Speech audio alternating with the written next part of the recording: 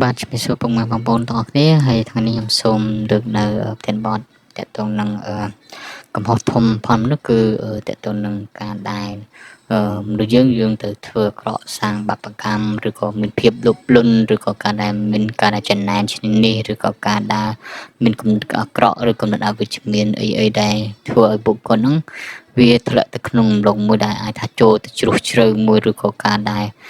ភាពអូសទាញផុនចិត្តផុនគាត់ហ្នឹងវាអូសទាញដោយអំពើអបលៈនៅក្នុងខ្លួនផុនប្រកបឬក៏ការដែលសាងបាបកម្មអីផ្សេងហ្នឹងគឺការដែលគាត់បានលងខ្លួនហើយលងខ្លួនតទៅទៀតដោយសារតែការអត់ដែលភ្ញាក់រលឹករបស់ខ្លួនគាត់ឬក៏គាត់មិនដឹងថាគាត់បានស្គាល់ពីបុណ្យឬក៏បាបឬក៏តើទៅនឹងការអប់រំនៅក្នុងគ្រួសារឬពុកម្ដាយផុនប្រកបតែអប់រំប្រកបហ្នឹងឲ្យដើរទៅលើផ្លូវល្អឬក៏ការដែលគាត់វក់នឹងអ្វីដែលធ្វើរឿងអាក្រក់ទាំងអស់ហ្នឹងចឹងហើយបានយើងលើកឡើងនៅប្រធានបទនេះគឺយើងចង់ឲ្យអ្នកដែលគាត់មានកំហុសឬក៏សាងបាបកម្មឬក៏សាងអាក្រក់អីហ្នឹងគឺពួកគាត់ហ្នឹងគឺគាត់ព្យាយាមក្នុងការដែលពួកគាត់នឹងភ្ញាក់រលឹកហើយក៏ព្យាយាមកែតម្រូវកែកំហុសឆ្គងដែលគាត់កំពុងតែធ្វើសម័យហ្នឹងទោះថាពីមុនមានភាពលោភលន់យ៉ាងណាក៏ដោយឬក៏ការសាងបាបកម្មយ៉ាងណាក៏ដោយគាត់គុំទៅប្រព្រឹត្តនៅអំពើបាបកម្មឬអំពើថោកទាបនឹងទៅទៀតព្រោះថាដោយសារតែពីមុនយើងវានៅមានជាភាពខ្វះខាតឬក៏យើងមានភាពលោភលន់នៅក្នុងខ្លួនយើងម្នាក់វាតែងតែមានចឹងទៅយើងប្រព្រឹត្តនៅអំពើអបាបកម្មអំពើអាក្រក់ហ្នឹងប៉ុន្តែបើសិនជាពួកគាត់អាចនឹងព្យាយាមកែឬក៏ព្យាយាមរកនៅអ្វីដែលល្អឬក៏ថាយើងថ្ងៃហ្នឹងយើងល្អប្រសើរហើយតែយើងគួរតែគិតខ្លួនយើងតែអនាគតថាយើងគួរធ្វើអំពើអាក្រក់ហ្នឹងទៀតឬក៏យើងព្យាយាមកែប្រែវាដើម្បីឲ្យខ្លួនយើងនឹងជៀសនៅអំពើបាបកម្មតទៅមុខទៀតវាមិនមែនថាការដែលសាងបាបកម្មឬក៏ផ្លិចផ្លាញជីវិតអ្នកដទៃផ្លាញគ្រួសារអ្នកដទៃតាមអំពើចិត្តផុនខ្លួនពួកគាត់ហើយបែរជានៅតែប្រព្រឹត្តនៅរឿងអំពើថោកទាបទាំងអស់ហ្នឹងដោយមិនមានការភ្ញាក់រលឹកឬក៏យើងមកដល់សម័យហ្នឹងក៏យើងមើលឃើញទស្សនវិជ្ជាជាក់ស្ដែងទៅតទៅនឹងពុទ្ធថៃអីចឹងទៅការដែលរំលោភបំពានឈ្នានីសលើទឹកដីគេឬក៏សាងបាបកម្មផ្សេងមិនថាទម្លាក់គ្រាប់បាយអីចឹងទៅធ្វើឲ្យបាត់បង់ជីវិតប្រជាជនបាត់បង់ជីវិតអ្នកដទៃឬក៏ការដែលបំផ្លិចបំផ្លាញទ្រព្យសម្បត្តិផនគេបំផ្លិចបំផ្លាញបេតិកភណ្ឌជាតិផនគេដែលគេបានធ្វើឬក៏ជាគេដំណើរពីដូនតាមកចឹងទៅបើសិនជាប្រទេសនៅជុំវិញពិភពលោកក៏គាត់បានឃើញយើងគិតថាតើយើងមានវិធានការដើម្បីថ្កោលទោសទៅលើប្រទេសដែលឈ្លានពានទៅលើទឹកដីគេឬក៏ការដែលលុបបំពានអីផ្សេងដែលធ្វើឲ្យបាត់បង់ជីវិតអ្នកដទៃធ្វើឲ្យកន្លែងប្រទេសមួយវាមានឲ្យមានការដែលខូចនៅស្ពានខូចនៅសាលារៀនឬក៏បាត់បង់ជីវិតនៅមនុស្សជាច្រើនដែលគាត់កំពុងរងទុក្ខដោយសារតែប្រទេសរំលោភបំពានឬក៏សាងបាបកម្មនឹងខ្ញុំសង្ឃឹមថាប្រទេសនៅជុំវិញពិភពលោកគាត់មើលឃើញថាគួរតែប្រជុំប្រទេសមួយដើម្បីកុំឲ្យប្រកបសង្គ្រាមតទៅទៀតដើម្បីថាធ្វើមិននៅជុំវិញពិភពលោកផងយើងគឺមិនមានសន្តិភាពនិងសេរីភាពប្រជាជនក៏មានសេចក្តីសុខឬក៏មានសុភមង្គលធ្វើឲ្យយើងទាំងអស់គ្នារស់នៅក្នុងភាពសុខសាន្តទាំងអស់គ្នាដោយសារតែយើងទាំងអស់គ្នារស់ដើម្បីតែគំគួរសាររស់ដើម្បីជីវិតក្នុងការដែលរស់នៅក្នុងមួយជីវិតហ្នឹងគឺយើងចង់រស់តែមានភាពសុខសប្បាយរីចម្រើនតទៅមុខទេមិនមែនថាកើតមករស់តែមានការដែលមានសង្គ្រាមពហុឈាមកាប់សម្លាប់បំផ្លាញជីវិតគ្នាឬក៏សាងបាបកម្មសាងអាក្រក់ឬក៏មានភាពលោភលន់ឬក៏ការដែលចំណានឈ្នានីសដោយកត្តាអីផ្សេងដែលពួកគាត់ក៏វាមានតែភាពលោភលន់នៅក្នុងខ្លួនឬក៏ការដែលមានចិត្តអកតេនៅក្នុងខ្លួនអញ្ចឹងទៅបានបំផ្លិចបំផ្លាញជីវិតអ្នកដទៃអញ្ចឹងហើយបានជាយើងលើកប្រធានបទនេះឡើងដើម្បីព្យាយាមកែតម្រូវគឺព្យាយាមកែនៅផ្នត់គំនិតមនុស្សទៅកុំឲ្យទៅធ្វើអាក្រក់សាងអាក្រក់សាងបាបកម្មទៅទៀតអញ្ចឹងទៅខ្ញុំក៏សប្បាយចិត្តក្នុងការដែលបានចែកម្លែកប្រធានបទវិញនេះដោយសារតែសម្បីខ្ញុំដែលនិយាយក៏យើងនៅតែមានកំហុសដែរព្រោះថាមនុស្សយើងកើតមកគឺយើងតែងតែរៀនដើរទាំងអស់គ្នាមិនថាពីតូចយើងរៀនដើរពីទូចអីចឹងទៅរហូតដល់យើងរៀនបានសូត្រចិត្តដឹងដូចជាយកជាกระดาษសមួយចឹងទៅយើងសូត្រចិត្តដឹងទៅយើងបានដឹងល្អដឹងអាក្រក់អីចឹងទៅរហូតដល់យើងបានចេញ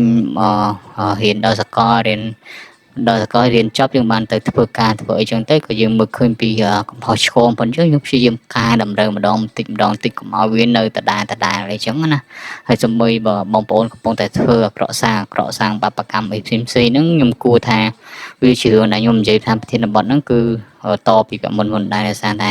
អាកំហុសផុនយើងហ្នឹងហើយកំហុសធំផុនយើងហ្នឹងគឺយើងទៅសាងអាក្រក់ បំផ្លាញជីវិតគេលួចឆក់ប្លន់សាងបាបកម្មអីផ្សេងៗហ្នឹងជារឿងមួយដែលខុសឆ្គងអញ្ចឹងទៅយើងទាំងអស់គ្នាយើងគិតថាយើងជាមនុស្សដូចតែគ្នាទេយើងរស់នៅលើផែនដីចង់បានសេចក្តីសុខដើម្បីចង់ឲ្យគ្រួសារឲ្យមានភាពបើថាចង់ឲ្យគ្រួសារមានបានឬក៏ចង់ឲ្យគ្រួសារមានសុភមង្គលមានភាពសុខសប្បាយអញ្ចឹងទៅយើងព្យាយាមប្រកបការងារណាដែលសុចរិតយើងអាចព្យាយាមចេះជួយចែកម្លែកអ្នកដទៃជួយអ្នកដទៃដោយប្រការអីផ្សេងៗដោយសារខ្ញុំមើលឃើញពីកំហុសឆ្គងផុនមនុស្សយើងម្នាក់មិនថាខ្ញុំមិនថាបងប្អូនមិនថាអ្នកដទៃកំពុងស្ដាប់ហ្នឹងគឺយើងតែងតែមានកំហុសឆ្គងទាំងអស់ហ្នឹងហើយបានយើងនិយាយហើយក៏យើងមើលឃើញពីអ្នកដែលសាងអាក្រក់ឬក៏សាងបាបកម្មអីចឹងទៅយើងព្យាយាមឲ្យគាត់នឹងព្យាយាមកែតម្រូវនៅអំពើអាក្រក់ឬក៏សាងបាបកម្មអីហ្នឹងកុំឲ្យវានៅបន្តនៅរឿងហ្នឹងទាំងអស់ទៀតធ្វើឲ្យខ្លួនគាត់ហ្នឹងវាធ្លាក់នៅក្នុងអន្លោះជ្រៅមួយមិនអាចអូសទាញពួកគាត់ចេញពីអំពើថោកទាបអំពើបាបកម្មហ្នឹងដូចថាឥឡូវដូចថៃអញ្ចឹងដូចយើងមើលឃើញសូម្បីតែប្រទេសមហាអំណាចនៅលើពិភពលោកក្នុងការដែលដាក់កំផិតឬក៏ឲ្យប្រកបក្នុងការដែលដោះស្រាយដោយសន្តិវិធីឬក៏បញ្ចប់សង្គ្រាមដោយមានការចរចាលើទឹកមូលអីយ៉ាងណាក៏ដោយប៉ុន្តែនៅតែឆ្លៀនពៀនគេដោយសារមានភាពដុបលួននៅក្នុងខ្លួនឬក៏ការដែលចង់មានចង់បានឬក៏ការដែលធ្វើមិនដើម្បីឲ្យខ្លួនឯងហ្នឹងចង់គ្រប់គ្រងទៅលើប្រទេសមួយឬក៏ចង់បានដីជាមិនជារបស់ខ្លួនដោយសារគេបានបែងចែកអស់នៅលើផែនទីឬក៏ដែលយើងមើលឃើញពីការដែលបែងចែកតាំងពីផែនទីចុះតើតើនឹងការបែងចែកទឹកដីក្នុងការដែលយើងមើលឃើញទាំងអស់គ្នាតាំងពីសម័យសៀមប្រាំងអីចឹងទៅហើយមកដល់សម័យហ្នឹងគឺគេបានដឹងលើថាគំនូសនៃការដែលមានបន្ទាត់ព្រំដែនមួយក៏យើងមានរួចទៅហើយតែដោយសារកំហុសដែលមានភាពលោភលន់ឬក៏ការដែលទៅលើមនុស្សដែលគ្រប់គ្រងទៅលើតកតងនឹងការដឹកនាំក្នុងប្រទេសមួយគឺត្រូវតែប្រយ័ត្នប្រយែងមែនទែនក្នុងការដែលយកមនុស្សដែលដើរទៅខុសធ្វើប្រទេសហ្នឹងក៏វាមានកំហុសតែមួយអ្នកដែលដឹកនាំនឹងផងដែរអញ្ចឹងទៅយើងគិតថាថៃគឺជាកំហុសធំមួយទៅលើការដែលដឹកនាំយកដែលមនុស្សមកគឺធ្វើឲ្យបាត់បង់អភិកិត្តិយសហើយក៏វាស្អុយឈ្មោះនៅក្នុងលើពិភពលោកដែរដោយសារប្រទេសគាត់គឺឈ្លានពានមកប្រទេសកម្ពុជាអញ្ចឹងទៅសម្បីប្រទេសមហាអំណាចធំគេមើលឃើញដែរអញ្ចឹងទៅបើសិនជាគាត់មិនស្ដាប់ប្រទេសទាំងអស់ហ្នឹងក៏យើងមើលថាយើងជាប្រទេសទូចមួយយើងត្រូវការសន្តិភាពត្រូវការសុខសប្បាយឬក៏យើងមិនត្រូវការបកសង្គ្រាមបកតំណោះទេសារតែយើងក៏ត្រូវការឲ្យមានអ្នកដែលល្អធនធានល្អដើម្បីជួយមើលយកឲ្យប្រទេសយើងកាន់តែល្អដែរយើងមិនមែនថាយើងទៅបំពេញទៅឈ្នានេះគេទេដោយសារតែគេនឹងបំពេញយើងដូចយើងរស់នៅសង្គមសប្ងៃហ្នឹងថាមិនដូចតែយើងស្លូតយើងត្រង់ហើយបង្កែមានមនុស្សខ្លះខូចហ្មងអត្តចរិតអីចឹងទៅគឺមានអត្តចរិតមួយការដែលចំណែនឈ្នាបំពេញឬក៏អីទៅឬក៏ក្រុមហ៊ុនប្រកបប្រជែងអញ្ចឹងទៅខ្ញុំដូចខ្ញុំនិយាយតាំងពីប្រធានបទមុនគឺវាតែងតែមានមនុស្សឬក៏មានបុគ្គលបែបហ្នឹង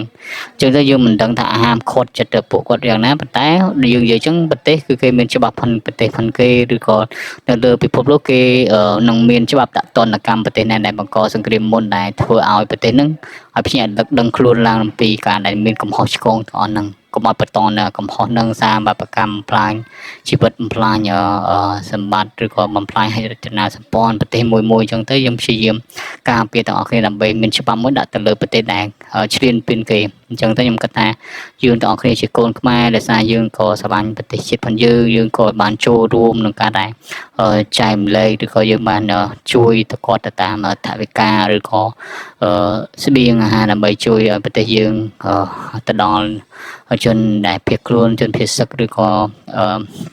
បងក្នុងតែការពារជាតិការពារទឹកដីអញ្ចឹងទៅយើងពិតជាគោរពស្រឡាញ់ហើយយើងក៏អរគុណទៅដល់ឋានៈដឹកនាំល្អហើយក៏យើងនៅតែចង់ឲ្យមានការដែលមានឋានៈដឹកនាំក្នុងការដែលជួយក្នុងការដែលជួយដល់ប្រទេសឬក៏ជួយទៅដល់ក្នុងការដែលយើងអាចនិយាយថាក្នុងការដែលយើងមានច្បាប់ឬក៏អីមួយដែលឲ្យមានស្នើទៅអង្គការសហប្រជាជាតិឬក៏បណ្ដាប្រទេសដែលគាត់ជាបណ្ដាប្រទេសដែលមានសិទ្ធិអំណាចឬក៏បណ្ដាប្រទេសមហាអំណាចជាច្រើនដែលយើងឲ្យដឹងឮក្នុងការដែលប្រទេសមួយដែលគឺមានការលំដុំបំពានឬក៏ការដែលមានភាពលុបលុយអញ្ចឹងទៅគឺដាក់ទុកឲ្យធ្ងន់ទៅលើប្រទេសហ្នឹងកុំឲ្យវាបង្កនៅសង្គ្រាមនៅទៅទៀតដោយសារយើងមើលឃើញថាយើងទាំងអស់គ្នាយើងមានរស់នៅមកដល់សប្តាហ៍យើងមានសន្តិភាពរយៈពេល អាចថាចិត្តជាង10-20ឆ្នាំហើយប៉ុន្តែដល់ពេលមកដល់ឥឡូវគឺវានៅបន្តនៅរឿងហ្នឹងហើយក៏មានការបង្កតំណពីភាគីខាងប្រទេសថៃជារឿងមកជាមានរហូតមកចឹងតទៅអញ្ចឹងណាចឹងទៅយើងអត់ចង់ឲ្យមានការដែលមានការដែលបង្កទំនាស់ឬក៏ការដែលធ្វើរឿងឬក៏ការផ្លាញ់ជីវិតទៅដល់អាយុជីវិតប្រជាជនឬក៏ការផ្លាញ់ជីវិតអីផ្សេងខ្ញុំពិតជាមានអារម្មណ៍ស្ដាយនៅអ្វីដែលប្រទេសហ្នឹងព្យាយាមបំលោបំពានហើយបំពានទៀតអញ្ចឹងទៅយើងគិតថាប្រទេសម៉ែអំណាចទាំងអស់ហ្នឹងគួរតែមានការដាក់ខលទោសក្នុងប្រទេសហ្នឹងដែលកំពុងតែឈ្លានពានយើងជារៀងរហូតមកអញ្ចឹងទៅយើងសុំតែប្រទេសយើងសូមតែសេចក្តីសុខឬក៏យើងសូមតែសន្តិភាពរស់នៅឲ្យមានភាពសុខសប្បាយហើយក៏យើងក៏សូមរស់នៅឲ្យមានប្រជាជនល្អឬក៏ធនធានល្អដើម្បីកើតមកយើងមានធនធានក្រោយក៏មានធនធានដែលមានដោយចំណេះដឹងឬក៏មានដោយកតិបណ្ឌិតអីផ្សេងដើម្បីជួយប្រទេសយើងឲ្យកាន់តែសុខសប្បាយចម្រើនតទៅមុខផងដែរហើយទៅខ្ញុំក៏តែងតែអរគុណថ្នាក់ដឹកនាំហើយទៅអរគុណទៅលើ